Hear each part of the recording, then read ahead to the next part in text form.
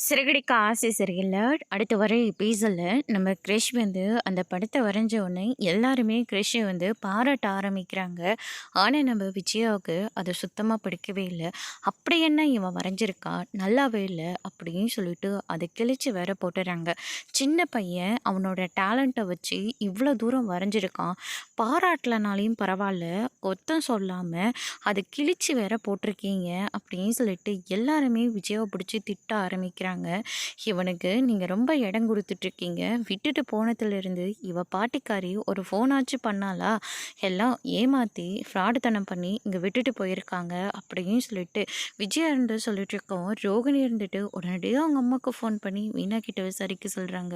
மீனா இருந்துட்டு இப்பதான் கிரிஷோட பாட்டி ஃபோன் பண்ணாங்க. கூடிய சீக்கிரமாவே வந்து கிரிஷ கூட்டிட்டு போறதா சொல்லியிருக்காங்க அப்படின்ற மாரி சொல்லிறாங்க.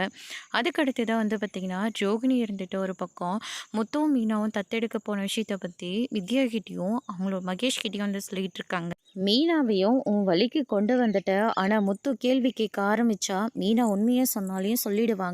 உன்னால அவங்க 2 பேரும் பிரியறது உனக்கு கொஞ்சம் கூட மனசாட்சியே இல்லையா? கண்டிப்பா ஒரு நாள் இல்ல ஒரு நாள் முத்து எல்லை மீறி பேச்சு பேசினா, கண்டிப்பா மீனா உண்மைய சொல்லத்தான் போறாங்க அப்படின்ற மாரி சொல்லிறாங்க. அதுக்கு அடுத்து தான் முத்து இருந்துட்டு சீதா கிட்ட போயிட்டு, மீனா என்ன காரணம்னு தெரியல, கிரிஷ வேண்டான்னு சொல்லிட்டா. நீ தான் என்ன ஏதுன்னு விசாரிக்கணும் அப்படின்னு சொல்லிட்டு சீதா கிட்ட சொல்றாங்க. அருண் கிட்ட போயிட்டு சீதா சொன்னதுனால முத்துவ அருண் வந்து எல்லார் முன்னாடியும் அசிங்கப்படுத்தி பேசுறாங்க.